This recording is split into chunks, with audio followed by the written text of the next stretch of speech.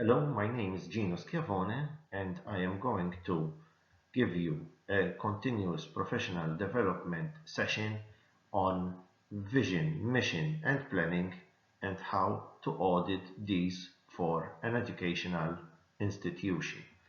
If you would like to contact me on ginoschiavone@yahoo.com, you are mostly welcome to ask any questions about this continuous professional development on auditing for vision, mission and planning of educational institutions. The audit for this institution, which will determine its own mission and objectives, that will reflect its academic commitments and need to society, is divided into four columns. As you can see on the left-hand side are the criteria standards. Then in the second column we have the performance indicators.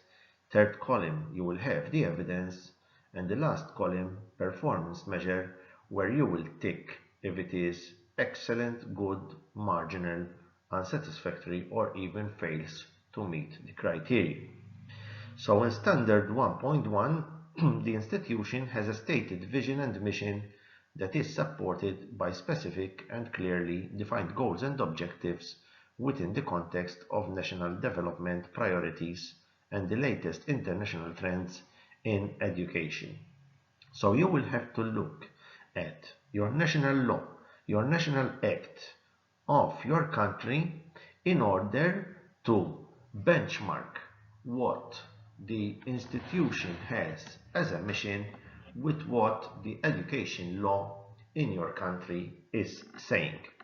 Now, evidence of this can be statements in a quality assurance policy or the handbook of the institution.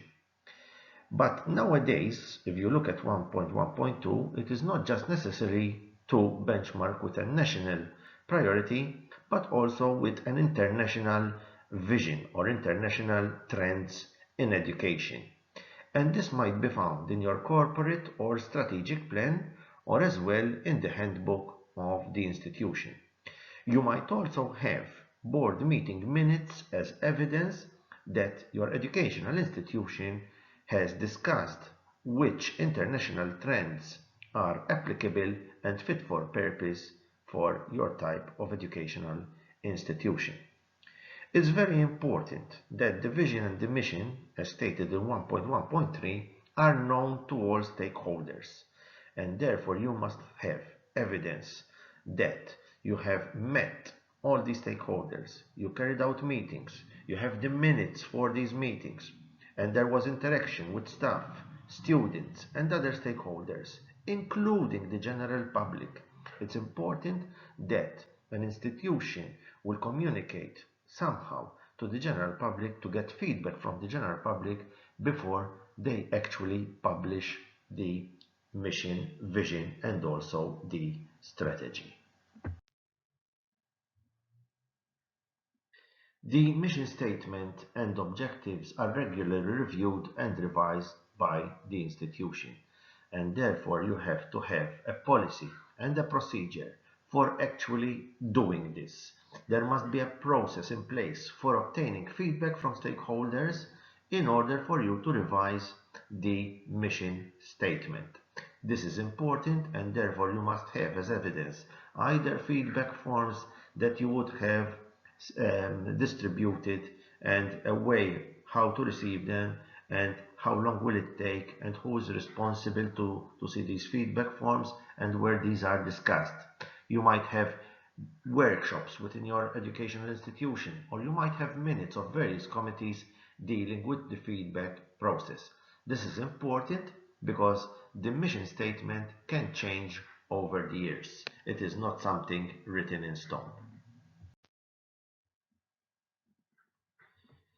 To achieve its stated objectives, the institution has systematic and transparent procedures for planning and development. In this case, you might need as evidence your management information system or a website or the interaction with the staff and students. The most important point in the planning process is that it is clearly defined with easy to understand language, that it is fair and open to the relevant stakeholders. As in 1.5.2, the institution must ensure that the stakeholders are aware of the institution's objectives and of the role they are expected to play in achieving them. And if you have, for example, work placements for the students, it is important that the industry involved, where you have the students doing their work placements, these are stakeholders, and this industry as stakeholders must be aware of the institution's objectives. And obviously you will need feedback documents, induction and orientation workshops, data, and any other important material like a prospectus or a brochure to evidence this. As in 1.6, the relevant stakeholder groups are represented in the policy formulation process to encourage ownership and to facilitate feedback and openness. What we refer here is to, for example, again, if you have local industrial trade practice, work placement, or an international placement for work practice embedded in your programs, you will definitely need to contact these stakeholders and make them feel part of the policy formulation of, for example, internships and the processes in order to be on the right lines of being transparent, and obviously a good representation of the stakeholder in decision-making bodies is good quality. And in order to have good evidence, you will need to say what is the composition of the institution committees, or you have the meeting minutes of these interactions with staff, interaction with students and other stakeholders. 1.7, there must be implementation plans of the institution which are documented and effectively communicated to the relevant personnel. So who is responsible for the implementation? Which department? Which person? You must have these evidenced in your quality assurance manual, and the operationalization of institutional plan is clearly documented, defined, and communicated to the relevant staff. Obviously, the evidence for this is also the academic schedules that you have, the organigram which will dictate the internal delegation of powers specified, and communicated roles and responsibility, which in actual fact you must have a policy and procedure for communication in this case. 1.9, the institution must demonstrate its drive to develop itself into a center of excellence and to maintain nationally and internationally comparable and acceptable standards. Now, when you say center of excellence, you have to be careful when you write this, because you have to define exactly what you mean by excellence. This is a very open word, very open to interpretation, and can lead to less quality if you write it down unless you really define it properly. So the institutional plans and policies, they reflect the national and international concerns, if they need to be definitely of excellence. And in this case, the evidence would be something like institutional plan or the whole policy documents with their procedures. As in 1.9.2, the institutional plans and policies are continuously updated, as we have said before, to meet the national and international requirements. And therefore, as evidence, you will need to have the plan documents, the feedback documents, and any committees with their agenda and minutes to supplement the quality in this area. With reference to 1.10, the institution's commitment to learners is documented and made available to all stakeholders. So the institution must clearly state and document the procedures and processes. It's important that these are either explained in a separate document or included in institution handbooks or prospectus, and to make sure that there is some kind of evidence about the interaction with students, that students were involved in this. 1.11, For quality and assurance purposes, there must be effective and appropriate appeal mechanisms for all constituents of the institution, and therefore the institution must have a transparent appeal mechanism and ensures timely, justified redressal of a grievance. Therefore, actually, before this appeal, there must be a complaints policy and procedure, and supplementing the complaints procedure, there must be also an appeals policy and procedures. Obviously, the evidence will be in the agenda and minutes of grievance, the names of the appeals committee, how this is formulated, and how efficient is the reporting and the action taken on this. So when you are writing the policies and procedure, a timeline must be specified.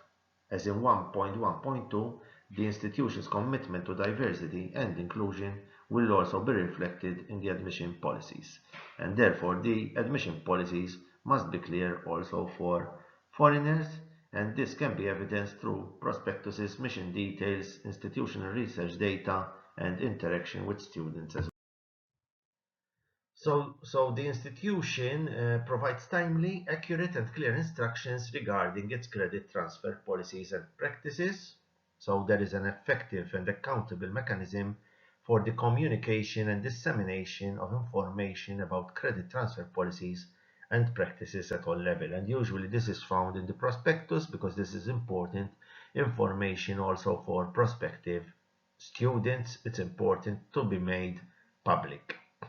And as in 1.21, when the institution contracts to another agency in part or full the educational services of a distance learning program if applicable, it takes steps to ensure the academic quality and integrity of all educational services offered in its name. So the providers must meet good quality and meet the national and institutional criteria. And another point of evidence is documented internal delegations and agency statements, documentation on staff and employees, recruitment related to course development, and also documentation on its implementation. I hope this email you found interesting, and I'm sorry, not the email, but the PowerPoint. And if you want to send me an email on ginoschiavone@yahoo.com, please feel free to do so for any assistance. Thank you very much.